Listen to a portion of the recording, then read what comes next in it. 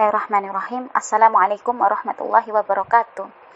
Innal hamdalillah nahmaduhu wa nasta'inuhu wa nastaghfiruhu wa na'udzubillahi min shururi anfusina wa min sayyiati a'malina may yahdihillahu fala mudhillalah wa may yudlilhu fala hadiyalah. Asyhadu an la ilaha illallah wahdahu la syarikalah wa asyhadu anna Muhammadan abduhu wa rasuluhu la nabiyya ba'da. Alhamdulillah, puji syukur ya Ibu-ibu rahimahumullah, kita panjatkan kepada Allah Subhanahu wa taala yang sampai hari ini kita mengawali di tahun yang baru ya. Semoga Allah senantiasa memberikan rahmat kita semua dan juga semoga senantiasa Allah memberikan semangat kita untuk senantiasa bertolabul ilmi. Dengan nikmat yang Allah berikan pada hari ini, kita dipertemukan dalam forum OWA, One Week One Ayah. Yang insya Allah pada malam hari ini kita akan membahas mengenai muhasabah atas kondisi umat. Ini merujuk pada surah Al-Hasyr ayat 18. Salat beserta salam semoga senantiasa tercurahkan kepada junjungan kita, suri tauladan kita, Nabi Allah, Nabi Muhammad Sallallahu Alaihi Wasallam, beserta para keluarganya, beserta para sahabatnya, dan insya Allah ya kita semua yang senantiasa mengikuti sunnahnya hingga akhir zaman. Ibu-ibu rahimahumullah, secara bahasa, muhasabah bermakna perhitungan. Karena itu, bagi seorang muslim, muhasabah an-nafs bermakna melakukan perhitungan atas diri sendiri atau mengevaluasi diri. Apakah kita telah menjalankan segenap perintah dan menjauhi larangan Allah, ataukah belum? Muhasabah merupakan perintahnya Allah Subhanahu wa taala. Ini yang tertuang di dalam surah Al-Hasyr ayat 18. A'udzubillahi minasyaitonirrajim. Bismillahirrahmanirrahim. Ya ayyuhalladzina amanu taqullaha wal tanzurun nafsum ma qaddamat lighad. Wattaqullah innallaha khabirum bima ta'malun. Hai orang-orang yang beriman, bertakwalah kalian kepada Allah dan hendaklah setiap diri memperhatikan apa yang telah diperbuat untuk hari esok. Bertakwalah kalian kepada Allah, sungguh Allah Maha tahu atas apa yang kalian kerjakan. Surah Al-Hasyr ayat 18.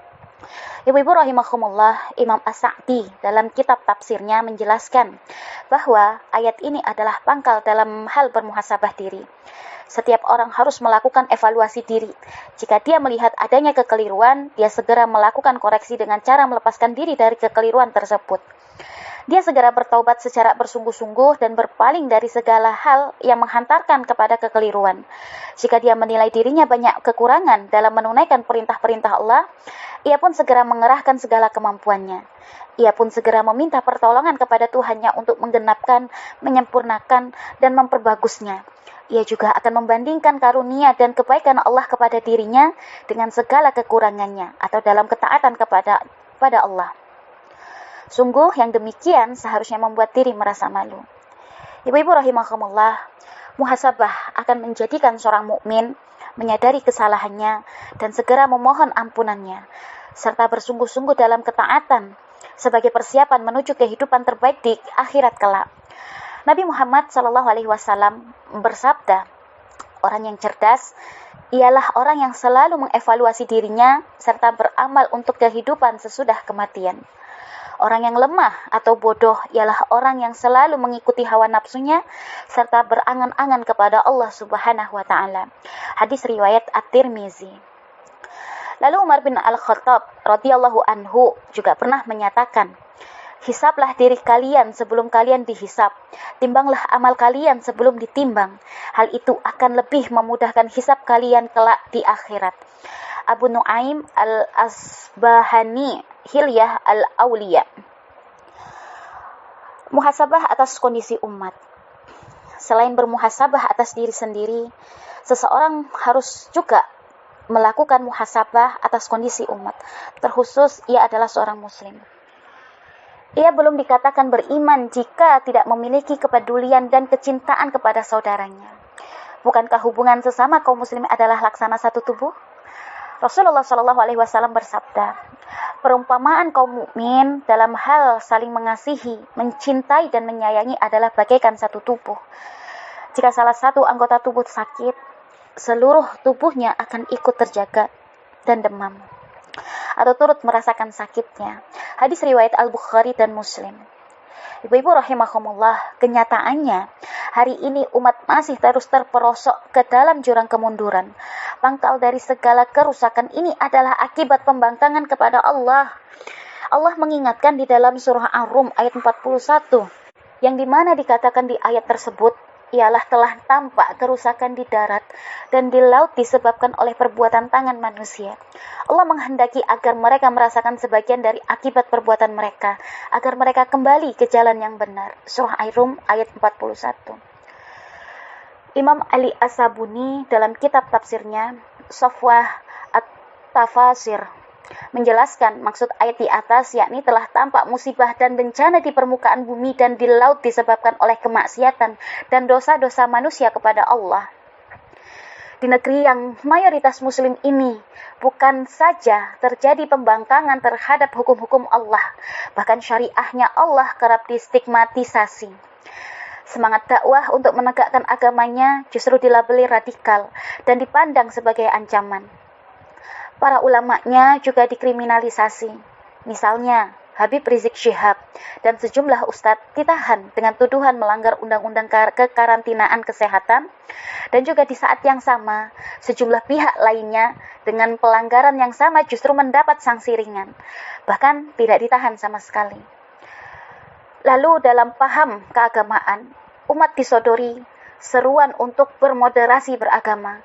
Moderasi beragama diklaim dan dipropagandakan sebagai cara beragama dan berislam yang terbaik, lawan dari radikalisme atau ekstremisme. Padahal ini adalah inti dari moderasi beragama, yaitu adalah semangat untuk menyembelih ajaran Islam, untuk mengelabui umat. Upaya ini dikemas dengan sebutan yang sepintas Islami, yakni Islam moderat atau Islam wasatiyah. Padahal istilah dan ajaran ini bukan berasal dari Islam, juga tidak pernah digunakan oleh para ulama dulu. Tentu karena paham moderasi beragama ini murni berasal dari Barat untuk melumpuhkan ajaran Islam. Ibu-ibu rahimahumullah, dengan dalih moderasi beragama, para pembuat kebijakan dibantu tokoh-tokoh agama merasa berhak menentukan ajaran Islam yang harus dibuang dan yang harus dipertahankan. Dengan arahan Barat, hukum-hukum Islam yang bertentangan dengan prinsip sekularisme, pluralisme, liberalisme, dan demokrasi harus ditiadakan. Sebutan kafir coba ditiadakan karena dianggap bertentangan dengan ajaran pluralisme. Kebebasan seksual seperti perzinahan dan LGBT juga terus diperjuangkan. Di antaranya melalui RUU TPKS, yaitu Rancangan Undang-Undang Tindak Pidana Kekerasan Seksual, sebagai bagian dari paham liberalisme. Lalu, kewajiban para pelajar muslimah menutup aurat dan berjilbab ini dihalang-halangi melalui pasal 34 Peraturan Menteri Pendidikan dan Kebudayaan Nomor 45 Tahun 2014 tentang pakaian seragam sekolah bagi peserta didik jenjang pendidikan dasar dan menengah. Intinya, sekolah tidak boleh mengimbau apalagi membuat peraturan untuk para siswi, termasuk muslimah, dalam mengenakan busana Islami. Lalu, kondisi perekonomian umat yang dicengkram oleh sistem kapitalisme dengan lahirnya Undang-Undang Omnibus Law yang menguntungkan para penguasa, importir, dan para pejabat pemburu rente. Selain dipandang merugikan kaum buruh, undang-undang tersebut juga mengancam berbagai sektor seperti pertanian. Ibu-ibu rahimahumullah, umat juga dicekoki dengan monsterisasi terhadap ajaran khilafah dan juga jihad. Potret-potret peperangan di dunia Islam seperti Suriah atau ISIS di Irak sering diframing sebagai akibat dari seruan menegakkan khilafah dan jihad. Penipuan ini terus dilakukan terhadap umat yang tidak paham konstelasi politik di negeri-negeri muslim. Padahal sebenarnya beragam perang dan konflik yang terjadi itu sengaja dipicu oleh negara-negara penjajah seperti Amerika Serikat, Inggris, dan juga Rusia. Itu adalah di antara strategi mereka yang tengah memperebutkan daging kaum muslim. Para penjajah itu ingin melanggengkan hegemoni dan merampok kekayaan umat Islam dengan menciptakan kondisi yang tak pernah stabil di kawasan tersebut. Jauhnya umat dari ajaran Islam adalah keuntungan bagi Barat dan sebaliknya derita bagi kaum muslim. Barat dapat mempertahankan cengkramannya terhadap dunia Islam, khususnya di negeri ini. Ideologi kapitalisme yang berpijak pada pemisahan agama dari kehidupan atau sekularisme dan paham liberalisme dapat terus eksis tanpa ada yang mengusik. Umat muslim di tanah air juga jatuh dalam perebutan kekuasaan asing. yaitu Amerika Serikat dan China. Kedua negara besar ini terus memainkan peran politik, ekonomi, dan juga militer baik di kawasan Laut Cina Selatan maupun di dalam negeri.